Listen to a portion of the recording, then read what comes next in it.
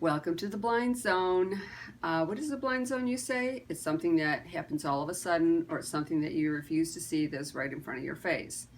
And today I have an extra special guest, and I know I say that all the time, but you get to meet my stepdaughter. I actually just call her my daughter because I hate those categories, but be that as may, her name is Stacy, and we are going to be talking about cemetery preservation. It's part of her job and part of her passion. Anyway, so first off, let me introduce you to Stacy. Can you want to tell us a little bit about yourself? Sure, thank you, Denise. Um, my name is Stacy Graham. I'm a research professor with the Center for Historic Preservation at Middle Tennessee State University.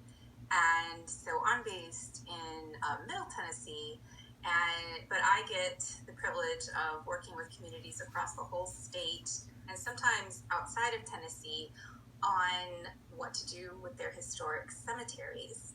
And I also do a lot of other things on my job, but one of my favorite things is, of course, to research cemeteries, to visit them, to document them, and to help people realize that there's a lot of things that you can do with very few resources. And then, of course, there's more things you can do once you start pulling together and creating an organized group and gathering resources to put towards the preservation of a historic site. So the kinds of things that we do for communities kind of ranges from the just a visit to sometimes compiling a very detailed report. Um, so, I mean, if you have any specific questions, then please go ahead and ask me. And all right. Okay. Well, and because you've always been interested in cemeteries for as long as I can remember, is that true? Not maybe not in this capacity, because I know I'm you're. sorry, your granddaughter for a second. Later, absolutely later. Go later. Later. Your granddaughter is having an emergency, but I told her it's not an emergency. I used to say to Eric, "Is your hair on fire?" No. Okay, then go away.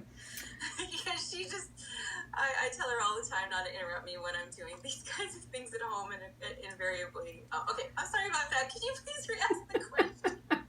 Well, I know your dad used to love to go to the cemeteries, and he loved the one at where there Stonebridge Stone. I'm sorry, they're in Tennessee. Anyway, but he liked the one in West Virginia. He liked to see the history of it, where the family was, and I think you've always had a passion for cemeteries as well. Is that true? Even before you Yes. got into this detail, because I remember you doing this a really long time. No, it's true. This is something that became a hobby. I remember when I was a teenager, and I would make a point to visit cemeteries and take pictures of them. And I actually made this photo album of cemeteries that I had visited, and this is back in the 90s. And it was just for fun and because I was interested. And then when I was interviewing for the current job that I have, they asked what kinds of preservation projects I was specifically interested in, and I said cemeteries, and they're like, "Oh, well, we already have 3 of those that are ready for you when you start." And I just couldn't believe that something that I had done for fun for so many years actually had created in me um, experience and knowledge already that I could bring to this job instead of starting from scratch. I didn't Mm-hmm. realize that I was actually preparing myself for my future job. So that was very lucky. Well, and and again, if you're passionate about it, you're probably going to do it better than if you're just doing it because somebody's giving you a paycheck. So, what's the oldest cemetery you've ever been to? Oh dear. Well, I would have to say the oldest cemetery that I've ever been to would probably be there's an archaeological site in Ireland that is called Newgrange that I went to with Dad, and I believe that grave was 3,000 years old, maybe older. It was Neolithic, and it was one of those where it was a mound, and you had to enter in a long, skinny corridor where the sun would only penetrate the interior once a year, and so I that may not be what you're expecting to hear. If you're wondering about the oldest one that I visited in the United States, that's a different answer, because I've visited just about every cemetery that I have visited in Europe has been older than any cemetery I've visited in the United States, for obvious reasons. Mm-hmm, mm-hmm. But yeah, in the U.S., the oldest ones that I have visited were in Boston, again, okay. for obvious reasons. Okay, and now I think I know the answer to this, but I get to ask you questions because a lot of the stuff I do not know. Now I take it that there's cemeteries for they break them down by race, by uh, Well, okay. this An is your interesting hot question, button, I think. because there's so many different types of cemeteries, and of course the types of cemeteries have evolved just like the history of our nation has evolved, and the demographics of our nation, and the race relations of our nation. So if I'm just talking about American cemeteries, or southern cemeteries like you would find in Georgia or Tennessee, yes, they still tend to be very segregated, but not as much as you would think. There are a lot of cemeteries that just have white people in them, and cemeteries that just have black people in them. But a lot of times, especially before the Civil War, you would find a lot of the enslaved people buried in the same, if not exact same cemetery, then very nearby that cemetery as the white people who lived on Mm-hmm. the plantation or whatever. Mm-hmm. And even in municipal cemeteries from that time, like if you look at the Oakland Cemetery in Atlanta, or the Nashville City Cemetery, there would be a space, usually for like indigent, like the Paupers Field area, but it would be very mixed racially. And it's racial segregation is something that's more from the period after the Civil War, when there are a lot more social restrictions on the races, because there were fewer legal, restrictions on the races. Mm-hmm. Mm-hmm. So that became more enshrined in people's behaviors rather than something that was just kind of encoded in law during the time of enslavement. And so but even when they're segregated within the same cemetery, it's the same cemetery. There's always this sense of that's where people are buried. Mm-hmm. And a lot of Mm-hmm. times you'll find that the black cemetery is right next to the white cemetery or across the street from. Mm-hmm. Mm-hmm. And so I'm actually very fascinated, and I've done a lot of research into mixed cemeteries, where there might be a little bit of like kind of obvious segregation, but then not as segregated as you might think in reality. Okay. Well, because I know you said to me before the most segregated hour in America is during our church, and I just wondered if that transcended over to the cemeteries as well. Now, it does, especially because a lot of cemeteries are associated with churches. But can I say something else about sure. segregated cemeteries? Which next week I'm going to visit my mother's old family area in Wisconsin, and those cemeteries are segregated differently. They're segregated Catholic from Protestant. Not all of them, very obviously, but the one that I'm going to in particular, where my great-great-grandparents are buried, the Lutheran cemetery is right next to the Catholic cemetery, because because Catholics, of course, have a ritual for being buried in consecrated ground, and of course that's different among Protestant faiths, as you know, and so those are separate, like because of religious doctrine, and not. And partially because of social segregation as well. But I think it's very interesting, a different kind of cemetery segregation that I'm really excited to go see next week, and I'll be taking lots of pictures there, and I'll tell you about it when I get back. Well, because obviously there's the national cemetery where there's just soldiers and stuff buried, and so you have so now we have it by religion. We have it by what you do if you're because I know my dad's buried at up in Holly. He was a veteran, so he was up there, and so they do that.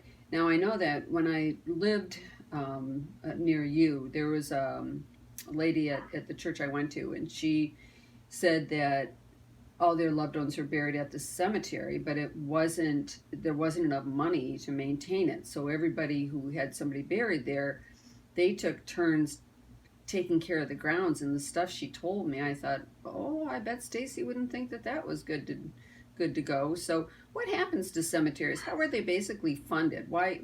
Because Oh man. I know where your dad's buried. That's a really lovely cemetery, and it always seems to be very well kept, and it's got all kinds of monuments and stuff. And so, how do you ensure that you're going to get a cemetery that's got some longevity to it, that it's going to be maintained? All right, get ready for a long answer. Oh no, okay, I'm up for it. Hey, I'm a professor. I can't help it. So sorry, your grandchild is interrupting me again. Go, go later. Okay, good. All right. Okay, so for one thing, the cemetery where Dad is buried is it's a corporate cemetery. Oh, I didn't And know do you know that. what I corporate? Well, it's these a lot of memorial gardens and cemeteries today are their businesses is what they are. And I get asked about this a lot in terms of people who want access to or people who have questions about perpetual care or what can they do when there's a neglected cemetery because there's a lot of misunderstanding out there when it comes to cemeteries. Mm-hmm. Um, Cemeteries are private property. And I don't know what the individual laws are for Georgia because I don't work in Georgia, but I do know what the laws are in Tennessee. And even in Tennessee, they're very vague. There aren't really a lot of specific cemetery laws in most states, I believe. Right. But the idea is that, the family owns the grave of their ancestors. And, you paid for the tombstone, Denise, or Dad Mm-hmm. did before he passed. And it's our family's responsibility, but we outsource that to the corporation that runs the cemetery. That was part of the fee. Um, Oh, okay, so, because I didn't but really understand that. Okay, go on.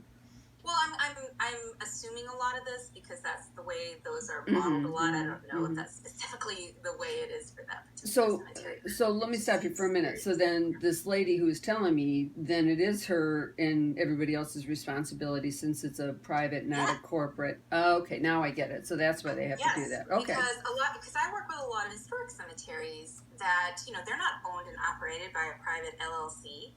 They're not owned as a whole by anybody. A lot of cemeteries, especially old ones, might be on grounds owned by a farmer.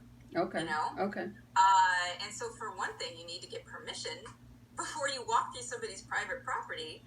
But in Tennessee, at least, if you're a descendant of somebody buried in a cemetery, then you have legal right to access it. So I always encourage people ask permission from the landowner, just so they don't wonder why there's a stranger walking across their land, even if you have every right to go visit the grave of your great grandfather, for instance. Mm-hmm. And Mm-hmm. then if you get there and you find that the tombstone is broken, and you're like, who's gonna fix this? And so we get a lot of calls from people who want to know, is there money available for fixing old tombstones? And the answer, I hate to give bad news to everybody, but it's no. It's your family's responsibility. And this is where individual property ownership kind of comes up against people's assumptions that it's somebody else's job. And so I think it's great that the person that you're talking about, they share responsibility because that's kind of, a lot of these cemeteries were started, I'm thinking again about Tennessee and Georgia, would have been started in the early 19th century. Mm-hmm. Mm-hmm. And so it's not like they were started with any kind of perpetual care in mind or any kind of like endowment or any kind of bank account or anything like that.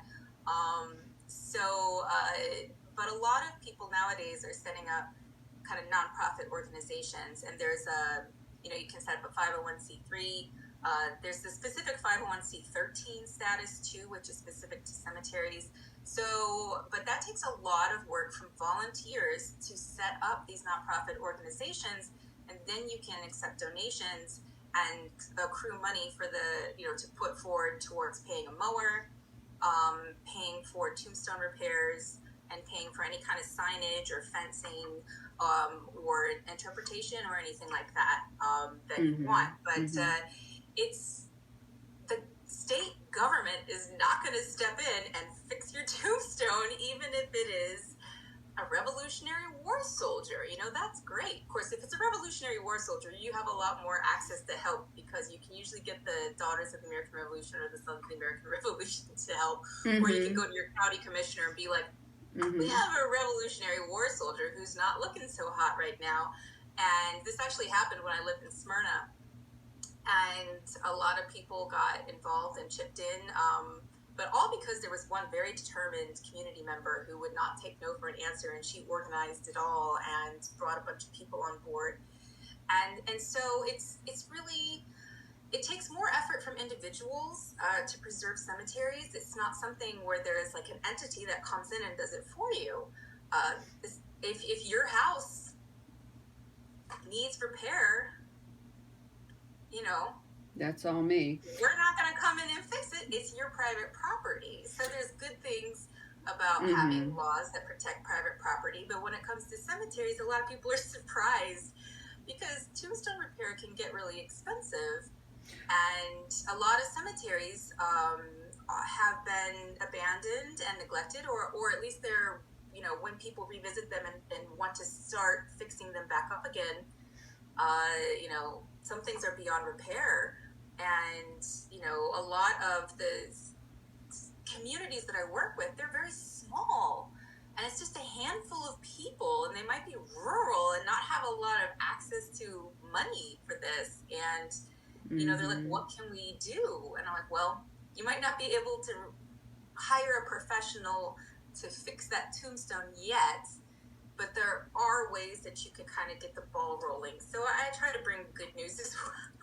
Well, because my parents, my mom is buried in a really lovely cemetery up in Michigan, and I just thought, well, it'll always look this great. And then my father's mom and his side of the family is down at Woodlawn in a really seedy part. And so you look around and you're like, yeah, 20 years from now, and so I guess, when you put them in the ground and you think, well, I hope it'll be okay, and you walk off and you just hope for the best. And then you see what you're talking about with the rural and nobody's going to keep it up. And those people, the family members die off, and then it's just abandoned. Yeah. And I think that people expect too much out of perpetual care. I don't think perpetual care is really possible. Like in places like Europe, especially the Catholic parts, I remember going to Munich in Germany and going into a bunch of cemeteries there, and you pay to have the grave of your loved one tended for 20 or 30 years, and then after the end of that, they get disinterred and moved to the ossuary, and somebody else comes in to that plot. And so perpetual care is something that I feel like America created, but it's still a bit of a myth, because even these cemeteries run by well-endowed, corporations, who's to say it won't go bankrupt sometime? And there's things like that. There are a lot of cemeteries like that where they become neglected and terrible eyesores and just bad to have in the neighborhood. And so sometimes if it's historic, like there's one I'm thinking about in Chattanooga, it's a historic African American cemetery.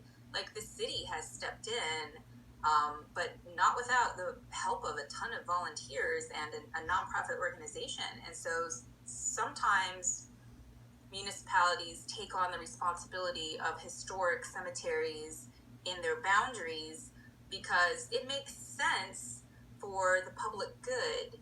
And Also, because cemeteries are a really great way to preserve green space in the midst of, urban development.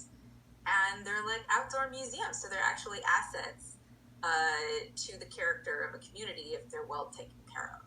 If they're well taken care of. Now, I know that because I watched on Facebook when you've done um, the cemetery preservation where you've taken small clusters of people, and I think you even take your classes.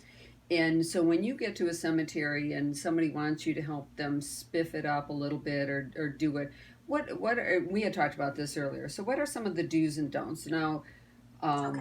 I know that, well, all I know is I clean around the edges of most of the gravestones, and that's as far as I go. So what am I supposed to be doing or not doing? Okay, well, often when I do the do's and don'ts to people who have been trying very hard to maintain something for a long time, and I see that horrified look on their face when they realize, oh no, I've done something wrong, I feel kind of bad. So then I absolve them. I'd be like, okay, anything you did in the past, you're forgiven. Yeah, we'll move on But from here. yeah, so I mean, I just try to disseminate what the best practices are today, and but it's really hard for me to tell people who don't have a lot of resources that lawnmowers are a tombstone's worst enemy, and so maybe you should get a better lawnmower guy, or maybe you should get someone who doesn't mow as close to the tombstones or doesn't use the weed whacker too close because it causes a Hmm. lot of damage.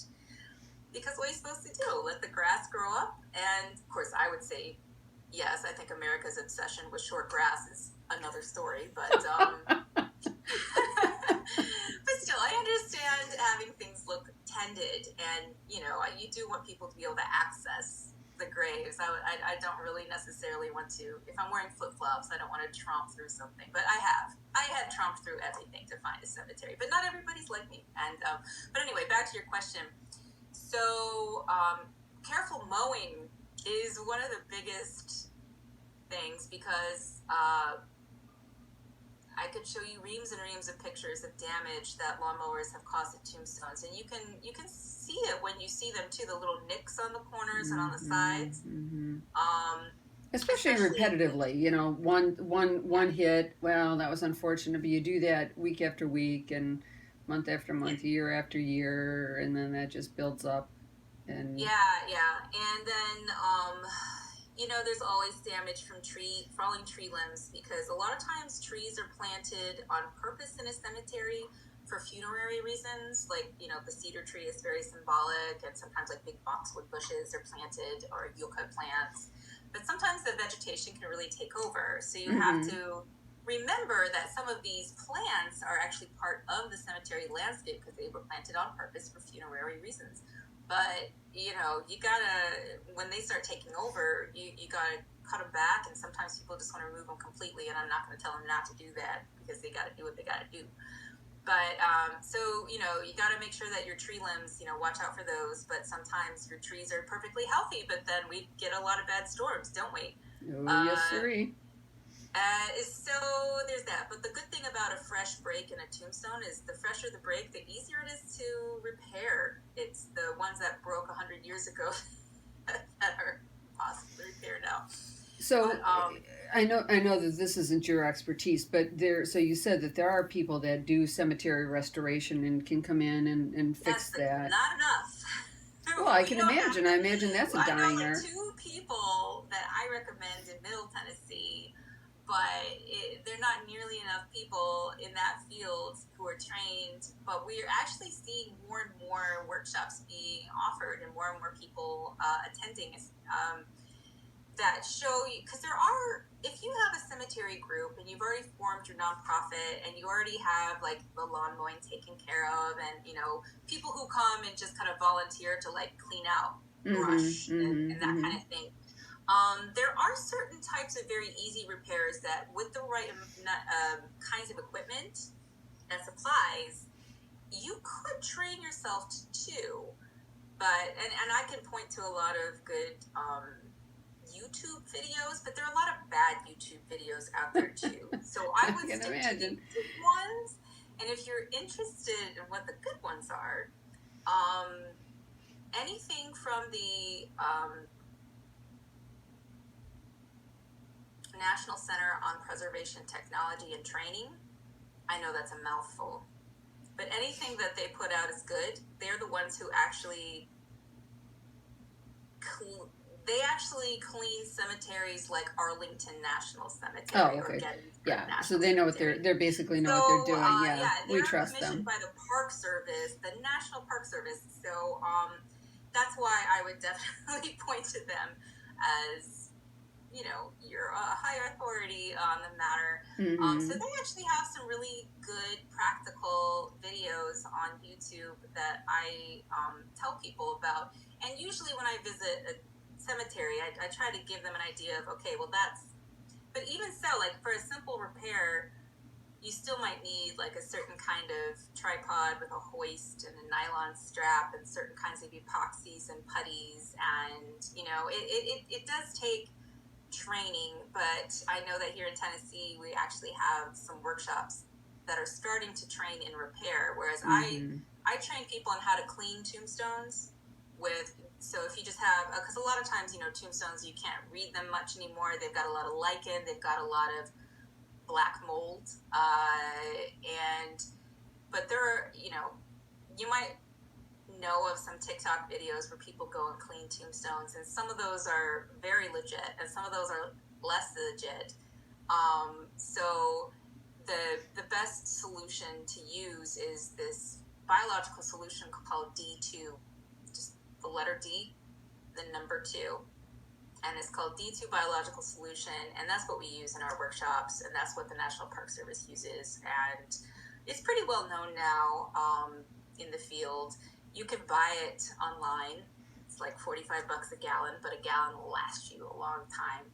And basically, you get the important thing is when you scrub a tombstone, use a natural bristle brush, something that you would brush a horse with, I say. So no metal.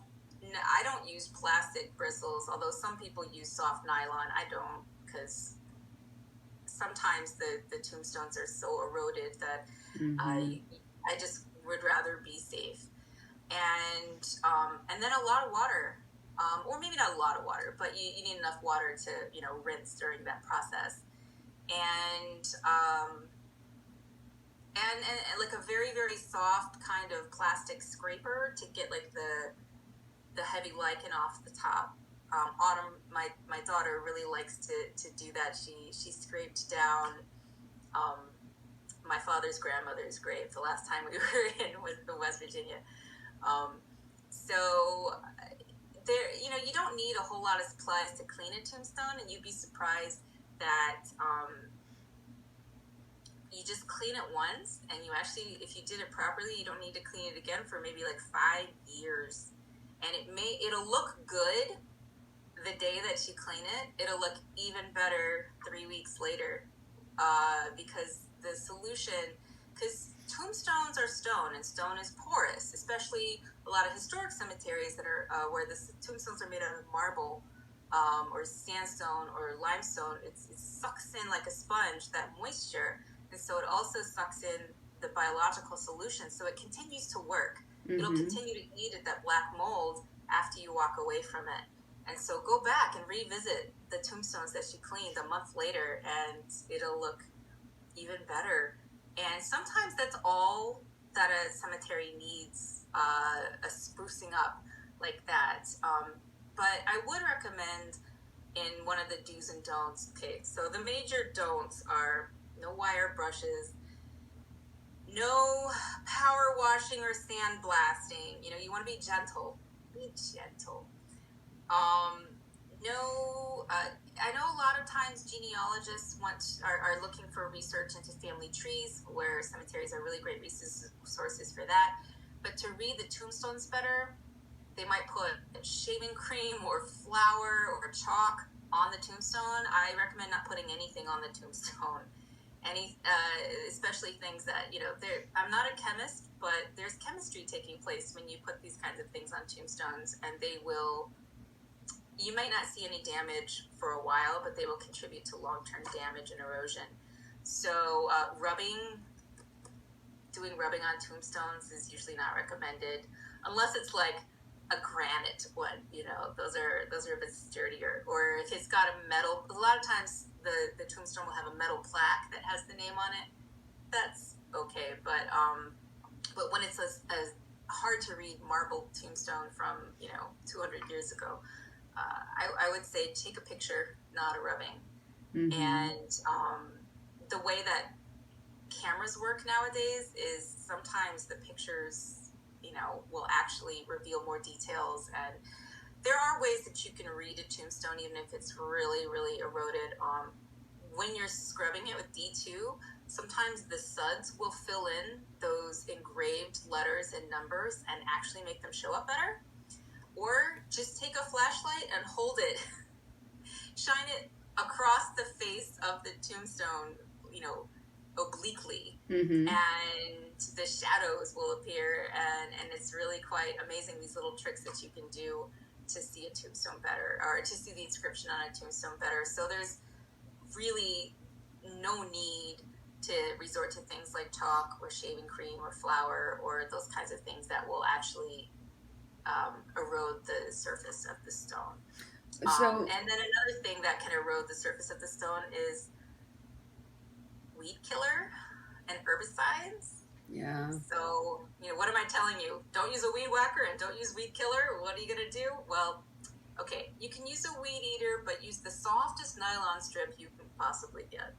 I'm not going to actually tell people to get down on their hands and knees with like a pair of shears, but Well, no, not if you have a much larger area that you're responsible for. So, with regard to the headstones, now you've mentioned a couple different things, depending on, because I think the one I got for your dad was granite.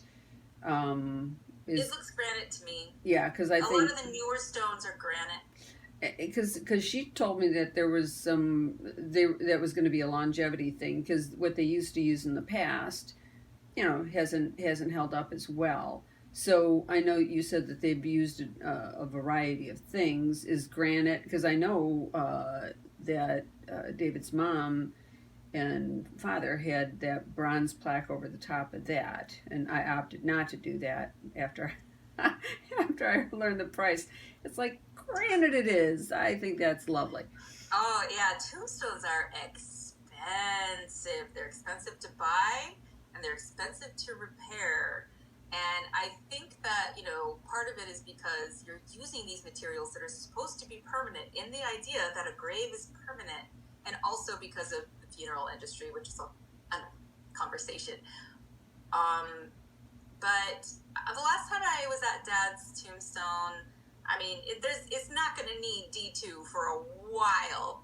I just used a bottle of water and sloshed it off and just kind of used my hands to rub off the dirt and the leaves. One thing about that, though, is y'all have a ledger stone flush in the ground, which makes it easier for them to mow right over the top. No nicking there because it's flush with the ground. That also means, though, because it's facing up, that water can pool there, and it's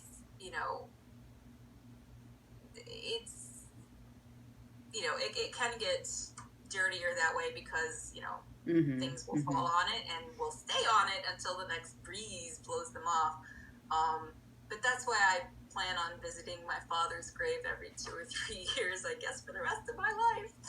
Well, because it's, and again, because it was right down the street from, Grandma's house, and we walked on there, and we always, long before we felt the need to have to purchase our plots there, we always commented on what a lovely place, and it was always quiet, and they had that nice, thing in the back, and the angel standing behind it, the little, it wasn't a cathedral, what am I trying to say? Anyway, where they had, yeah, the little chapel, and it was lovely, and again, I'm so happy that he's there, especially now that the park has become a national park. I think that being located in a town right next to a popular national park is going to help ensure the economic longevity of that town's,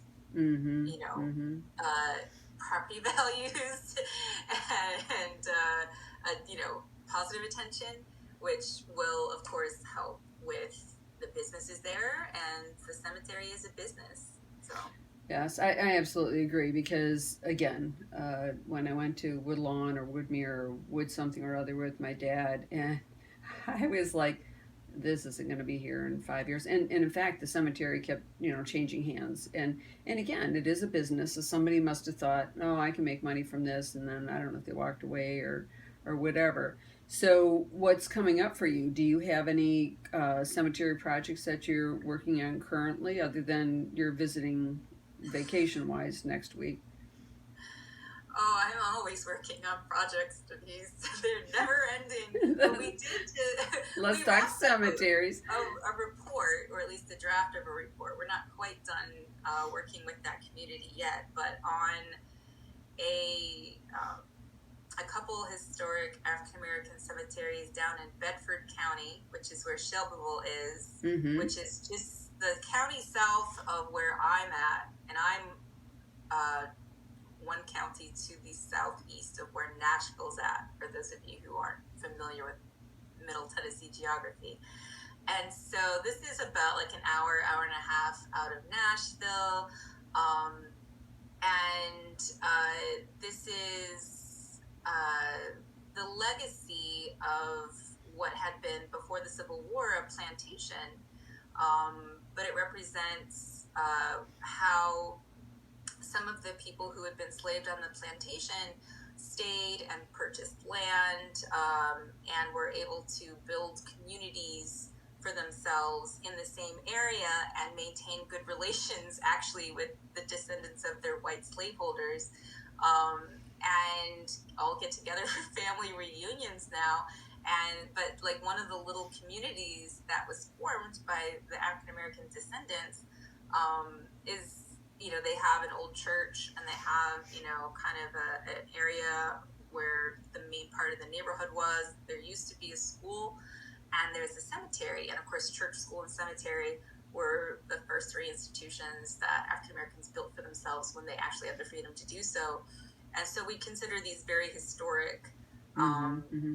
community markers, not just cemeteries. Cemeteries for me are just community institutions, even though they are also private. So they have a public-private kind of significance. So I've been working with this group of descendants on that, and I'm hoping to be able to return there with some of my graduate students to help train my graduate students on how to read a cemetery landscape, how to spot an unmarked grave by the depression that it makes in the ground, what are the different stages of deterioration among, older tombstones. What kind of vegetation do you have to watch out for? What can you do? How is this significant? How is it laid out? And of course, on, a little bit farther back from this cemetery is actually a little white family cemetery from the very early 19th century that, it started out as the white family plantation cemetery, and they would bury their enslaved nearby. And then, of course, descendants of the enslaved people continued to use it after they gained their freedom, and it became theirs because the white family would move away or use a different cemetery. And so it's really kind of interesting the way that you can read racial relations into the landscape of a cemetery. There's actually a fancy word for that. It's called necrogeography. Oh, I learned something. Well, I was say I learned something new. I've learned a lot of new things tonight. So, is there anything you want to say in closing? Because there's, this has been a lot of really great information. A lot of that, I didn't know, and I just always knew that, you always really, like to cemetery, look, and so did your dad, and it wasn't really my thing, but you can glean a lot of information from that. So, Yes. Well, I have found that everybody either already loves cemeteries or is a future cemetery lover, because it's not something that's just a morbid interest for macabre people or gothic people or anything like that. I mean, cemeteries, I think of them as historic sites and as important parts of our community. They connect us to our past. That's where the people are. not in an old historic home, Mm-hmm. in the Mm-hmm. ground. And so the way that we treat the people who passed away before us says a lot about who we are. And I know that's a variation of some Benjamin Franklin quote or something. But also, there's a sense that each and every one of us might one day end up in one of these cemeteries. So, shouldn't we pay it forward? Well, yeah, but We spread the gospel of cemetery preservation now that will help for when we're all in the ground, and our tombstones will be lovingly cared for with the proper cemetery cleaning supplies. well, but the bigger thing is now it's so cost prohibitive. I mean, people are getting Yeah. cremated all over the place, and Oh, can and I add something then? sure.